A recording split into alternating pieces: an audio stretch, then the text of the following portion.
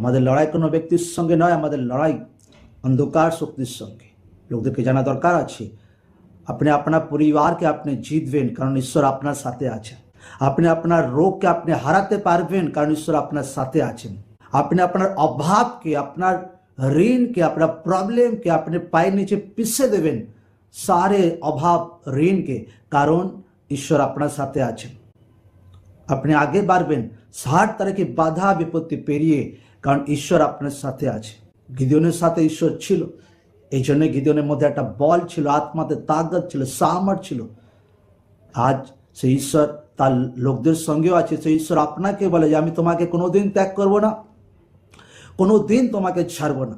একটা বাচ্চা শিশু তার মা কোনোদিন তাকে ছেড়ে চলে যেতে পারে?